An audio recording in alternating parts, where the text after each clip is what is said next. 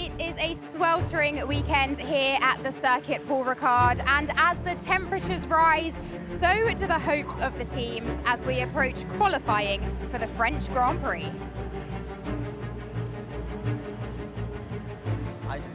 Hello and welcome to the pre-qualifying show. I'm Ariana Bravo and I'm joined by guests who really need little introduction at all. We have with us Mercedes reserve driver Nick de Vries and F1's very own Will Buxton. Hello. How are you both? I'm very good. We're nicely in the sun. I feel sorry for Will, but we're good. It's hot. It's really hot. The little thermometer down there on the track says 32.8 degrees. I think track temp is still up in the mid-50s at the moment, which, as we know, is having a huge effect on how the tyres are degrading around this circuit. And yeah, temperatures rising, expectation rising for qualifying. And we're going to get all into that in just a moment, but we want you at home to get involved with the show today. So make sure you use the hashtag F1Live, send in any of your questions, and we will have our team back in the commentary box answering those questions. We have Ben Edwards, Jolyon Palmer, and Sam Collins ready to go. So get in those questions using hashtag F1Live. Now, Nick, last time I spoke to you on a pre-quali show, it was when you had just had some on-track action with Mercedes, and here we are again. It seems to be a pattern. How was yesterday's running in FP1? It was really great. I mean, it's obviously a privilege and an honor to jump in Lewis's car, and especially for Mercedes as well. I mean, both have been dominating for the past 8 seasons. And yeah, to just get a real try in a Grand Prix weekend for them was very cool. Obviously, very fast cars. It was a bit of a reset relatively to Formula E, but it went very well. I was very pleased with our performance. So yeah, all in all, great experience. How is that pressure? Does it feel a little different jumping into the Mercedes rather than the Williams, given the place that these guys are right now, given the responsibility of the upgrades, trying to punch into what could be, they were hoping when we got here anyway, a really competitive weekend for them? Yeah, correct. It's a difficult balance because, of course, you have a little bit extra weight on your shoulders because it's Lewis's car, because it's Mercedes. You want to push, you want to show yourself, but you want to be sensible, you want to complete the work that is, expected and required, and that balance is always almost fighting against each other, and it's hard to manage. But I think we managed it well. It was a very competitive session all the way through. I think the performance was even a bit better than it seemed, but all in all, I think we or at least me personally, was satisfied with what we got out of it. I was talking to Lewis last night, and he said he was very grateful for the work that you did in FP1 because you'd helped him to know what changes needed to be put onto the car ready to start FP2, so he was full of praise. Lewis and Angela were great. I mean, they were very supportive. They were literally by my side. Angela even came, obviously, to stand next to me during the session, and Lewis was on the radio to give some advice, so they've been great. Nice. Yeah. Now, coming into this weekend, there were lots of rumours swirling around the paddock that this would be the weekend that Mercedes could come back and maybe even end up on the top spot of the podium. You brought along a lot of upgrades with you. How close do you think the upgrades have brought you? Do you think that they've given you that push and that extra performance that you were expecting? Well, I think we can only go by the facts. So far, we haven't qualified, we haven't done a race yet. But if we look at the free practice performance we've seen so far, obviously the Red Bulls look extremely strong, and it seems Ferrari is the closest one to challenge them this weekend, and that is the picture we've seen for FP3, and yeah, hopefully that will certainly change for qualifying, but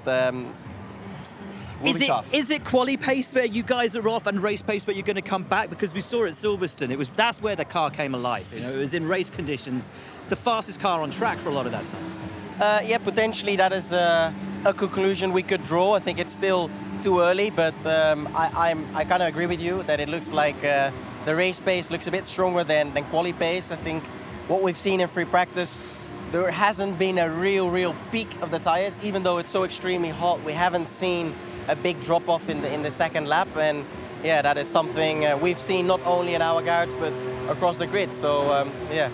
Are these Lewis Hamilton's sunglasses? They are. Have you stolen them as well? Not just his car, but his sunglasses, Good mate. spot, Will. A little thing every time. Yeah, more and more. More and more. Nice. Now, Mercedes aren't the only team that have brought upgrades this weekend. McLaren also coming along with an upgraded package.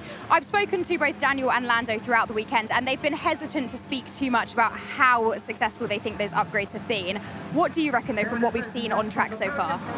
I think I think it's normal that they are, let's say, conservative in taking too early conclusions, because obviously, you know, until you've really tried it on track and until you've understood it and made it work, it might not give what you expect. So always better to be conservative. And they come into this weekend tied with Alpine in the constructor standings on 81 points. Alpine's home turf. What do you guys think? Could McLaren upset the home crowd here? I think the midfield is extremely tight. Obviously, it's been in practice Red Bull, Ferrari, Mercedes, and then you see a pack which includes McLaren, Alpine, Williams, which have been very impressive they look so weekend. Fast in free practice too. Very Crazy impressive. Quick. Talking about upgrades, and then obviously who else we're missing? AlphaTauri. AlphaTauri, yes. So a lot of teams, in the mid pack that could battle for the next positions in top 10. So they'll need the upgrades very much. Okay, we are going to dig into more of those points, including Williams, because that is very interesting, very shortly. But here we are at the circuit, Paul Ricard, and previously we took a trip up to the Alpine factory where Jordan King took us on a tour of this track in the sim. Let's have a look.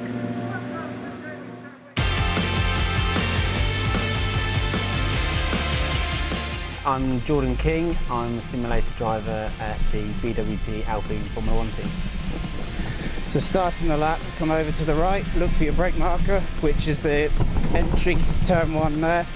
5th gear, manage the traction on the crest over turn 2. Stay to the right, just after 100 meters on the left, down 2 gears, use all the curb, down the last 2, and then you have to dive early to get into the camber, down to 2nd. Manage traction, short shift to 4th to watch the rear wheel spin. Now down the back straight, stay to the right hand side all the way up to 8th gear. Again, braking reference is the escape road on the right hand side. Down to 5th, roller speed through, last 2 gears into 3rd, and then get the exit all over the exit curb.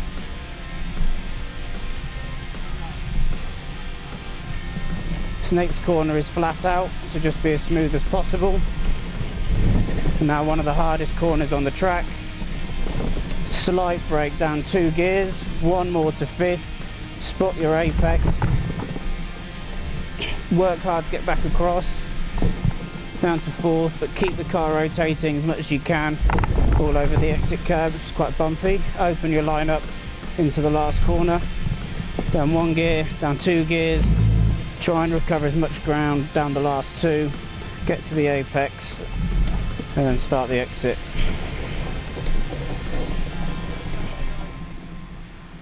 Well, there you have it. That is your look around this circuit. And I want to talk more about this track because visually, as a fan, it looks pretty impressive with all of the colourful runoff areas. But those runoff areas can cause some problems, can't they?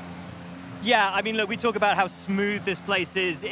This is an old Grand Prix track that's hosted races for decades, but it fell into disrepair. And when it was brought back to life, it was brought back to life as a high-tech test track. So those blue and red lines out there, they're not just to look pretty, they're there to slow down cars and replace gravel traps so that you could run off, you could run wide, and all you did was ruin a set of tires, bring the car back into these lovely air-conditioned garages and go back out again. So this is a test track, essentially, not a race track. So it was always supposed to be very smooth. We've seen it be a bit more bumpy this year. They've had to take away some of the sausage curbs from the inside of some of the apexes because drivers who've just been getting pulled out, been bumping over them and damaging the floors. So it does bite if you get it wrong, and it is difficult to find the absolute limit here. I mean, he knows better than I do because he's been driving I think Mick was happy with the colored stripes yesterday. Yes. I mean, it would have been very, very close to big one. Have a big one. Yeah. We have seen some of the drivers spinning, the likes of Sergio Perez, Charles Leclerc. How do you think that affects the drivers when it comes to qualifying? Of course, you want to be flat out, right? You want to give it everything you've got. But, as you said, Will, you risk... in free practice. The Mistral Strait. It's called the Mistral Strait for the Mistral wind that blows through this place. A lot of people might not realize, yeah, we're close to the coast, but we are on top of a hill. here. We are completely open to the elements. So when that wind hits, and it's not necessarily going to be coming down the straight, when it hits, as Nick said, from the side, it'll catch you and you're gone. Another thing I want to talk about that was a hot topic last time out in Austria was track limits. It's been pretty quiet on the track limits front so far this weekend, hasn't it? Yeah, the curbs are very aggressive, so actually it doesn't really permit you to use all that track width, because as we've often seen here, exit turn 11, as soon as people were running wide, they were bailing out because they were just bottoming out on the exit curb, so it's not really favorable to use all that track available. Yeah, that's it. I mean, in those areas, it's self-policing. Those curbs chew you up and spit you out the other side, so you're only losing time by doing that. Of course, you can cut corners here, you can run off, and if you gain time through that, we may see race control step in, but we haven't seen any times deleted all weekend, so if it was to start happening now, I think the drivers might have something to say, but we'll see. Well, let's see what our guys in the commentary box have to say. Let's throw over to Ben, Jolien and Sam to hear a little bit more about track limits. Thank you very much, Ariana. It's great to have Jolien and Sam alongside us. And Sam, I know you've been looking into this track limits, so just explain it to us in a little more detail. When are you okay and when are you not okay in terms of track limits? Well, it's a little bit like being a tennis commentator here. Now, the rules are quite simple.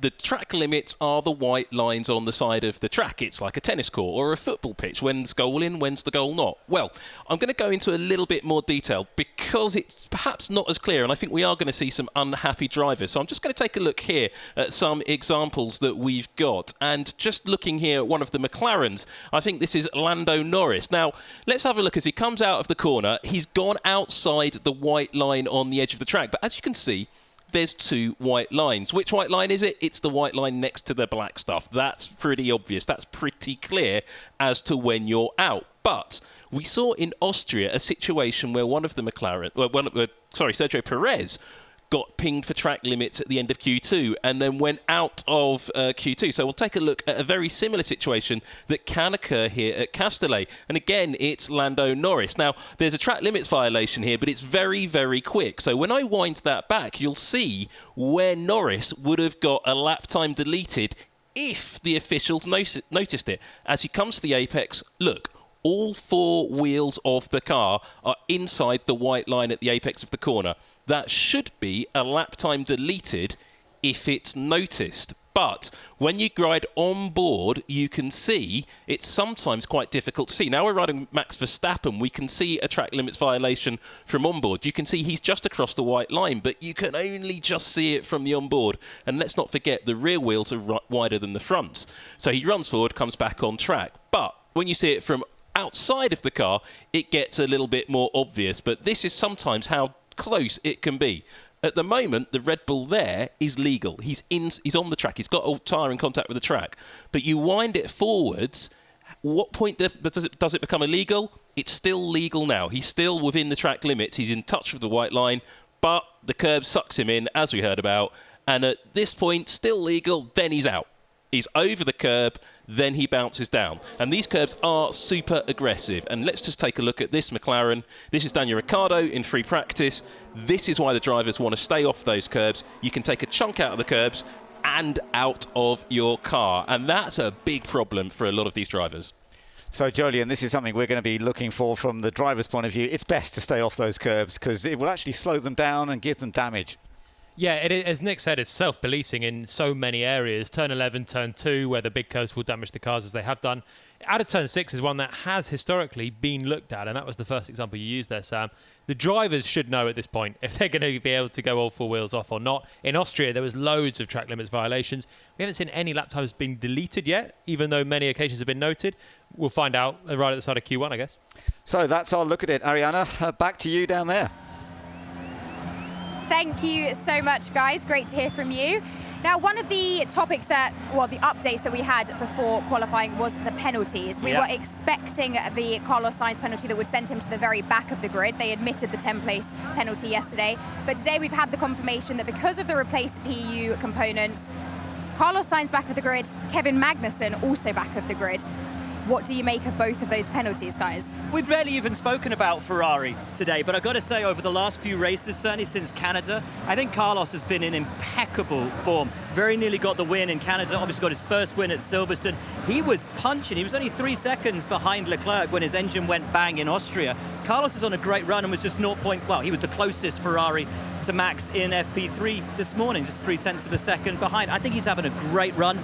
Obviously, he's going to have to do whatever he does from the back of the grid tomorrow. He told me last night he needed to work this morning in order to dial the car in, because he found overtaking yesterday much harder than he thought it was going to be. So he's got his work cut out, even though this Ferrari now absolutely on pace with the Red Bull, has the straight line speed, has the ability to overtake. So yeah, I mean, statistically, it's a good track to do a change and to take a penalty like this, because statistically, this is one of the easiest tracks to overtake, so it's not a bad place to do it. Straight line speed relative to Red Bull is still a little bit down, because Red Bull has a slightly different aero philosophy, but Ferrari is very competitive and very, very quick. But this opens up opportunities for others further down the pack to capitalise on this, right? As we said earlier, Williams were looking mighty in FP3, P8 and P12. It's crazy, isn't it? You know, the Alpha Tauris were looking great in FP3. Kevin Magnussen started to look good through the weekend, but obviously he's starting from the back now as well. But as you say, Williams looking great. Alex Albon, ever since he's had this new upgraded car, has really got to grips with it, even though he says it's far harder to drive than the baseline car that they had from the start of the year. And it's the first weekend for Nicky Latifi with the car, so he's trying to get to grips and learn a completely new car this weekend. So if he can get it anywhere near the top 10, it's a great job from Nicky. Yeah. Well, he's done a great job in FP3 already. He was P11, quite close to Alex, so yeah, impressive to see their progress so far. Let's speak about some of the home heroes. We're here in France. You mentioned AlphaTauri already. We have Pierre Gasly, Esteban Ocon, and of course it is Alpine's home turf as well. How do you think that the home bodies will fare here? I don't know. I mean, for sure there are a lot of local fans for... The crowd is insane here. Yeah, I do pick up, the first thing I pick up when I look into the crowd, I see a Dutch flag. I'm sorry. If you turn it around, everywhere we go. If you turn it around, it becomes a French flag, but it is a Dutch flag. I think honestly, look, Pierre Gasly in that AlphaTauri, huge upgrade package on the car this weekend. It's their first upgrade package since Imola. They're dialing it in. Car looks super competitive. It's the step-in performance that they've been waiting for. Also, Alpine have upgrades on the car this weekend as well. So they're hoping for that step as well in that fight with McLaren. Ultimately, it's a little step into the unknown, because everybody's been playing around with their race fuel, with low fuel. You know, this is the time to go out, show everybody what you've got. This is what qualifying's all about, and we'll really see whose upgrades have made the difference, who's are working for that one lap pace. There are certainly opportunities for those further down the grid to capitalise, but it does seem that at the top it is a Red Bull and Ferrari fight. Let's hear from the commentary box on who they think may come out on top. Thanks, Ariana. Well, yes, it's going to be an interesting battle, isn't it, Jolien, between Red Bull and Ferrari up front. Verstappen certainly having the edge today, but yesterday when we were watching free practice, it looked like Ferrari had that single lap pace they need, so it's a difficult one to predict. There's been a bit of cat and mouse through the practice sessions. It looked like Ferrari were quicker yesterday. Red Bull just looked imperious this morning. On the medium tyre, Max was very, very fast, but on the softs, as expected, found a load of time and was clear of the field. So for me, Verstappen starts as favourite for this qualifying, but again, Charles Leclerc will be his rival. There's no Carlos Sainz in this, as the guys just said. So it's going to be a Verstappen v Leclerc, and Leclerc is so good over one lap, so you never rule him out, even if it looks like on the face of it Red Bull maybe have the edge after changing some setup overnight. The other thing is, where's Sergio Perez going to be? Because he's had actually a really sticky weekend so far. He's not looked like he's had the pace of his teammate, nowhere near actually. Can he get himself even into the top three, or can Mercedes maybe get themselves up there? It's an opportunity for them. Sam, from a technical point of view, we've got such high temperatures, track temperature 56 degrees, we're going to be using the soft tyre in qualifying. Does that mean it's very important how you get that tyre temperature to be just where you want it to be? Yeah, it's super critical. In free practice, it looked like some of the teams are going to try and get 2 flying laps out of each set of tyres, but Charles Leclerc was radioing back to his team that the second run on the tyres were giving up performance by the time he got to sector 3, and Ferrari, that's crucial because that's where they make all of their performance. Well, let's see what's going to happen. Jolien, who do you reckon is going to be getting the pole position? I think Max on pole. I'm going to go Verstappen, Leclerc, Hamilton, top 3. Yeah, that's a good one, Sam. Just to be different, I'm going to go Hamilton, Leclerc, Russell. Well, that's an impressive one indeed. Yeah, I think I have to say, I think we might see Leclerc taking that pole position. But let's wait and find out. Ariana, back to you.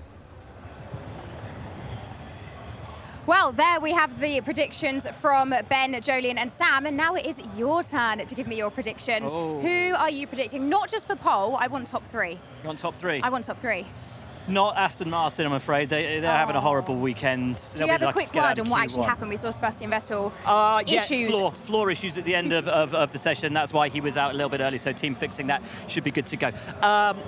Top 3, Charles is on such great form in qualifying. Yes. It's going to take a lot to beat Max because that pace in FP3 was pretty astonishing. But if Ferrari can just crank it up a bit, it's going to be nip and tuck between Charles and Max. Oh, you want an okay? I want the top 3. Charles, Max, George. That's bold. I'll go for Max, Charles, Carlos. Nice. But Carlos won't take part in Q2 or Q3. Oh no, you're right. You can have that again. Yeah. Then I'll give it to Lewis. Nice. Okay, and I think I am going to go for. I think it's going to be. See, this is how the folks know that this is live and all done off the cuff. Literally. I think it's going to be Charles, Max, and I'm going to throw a wild card, Hamilton. Okay, is that yours? That's mine. That's it. No, it's not. No. No, that's not Max, yours. Charles, you're right. That's not yours. Gosh. Well, the fans here will be certainly cheering on. They've been full of energy all day and all weekend so far, and they are going to be cheering on their home crowd. But coming up on F1 TV, join us for qualifying, where Ben Edwards, Jolien Palmer, and Sam Collins will be in the commentary box. And after qualifying, you can join Will Buxton and Pietro Fittipaldi for the post-qualifying show. So that's all from us for now. Thank you both for joining us. Thank you very much. Thank you. It's been an absolute pleasure. Enjoy qualifying here at the French Grand Prix. Righty.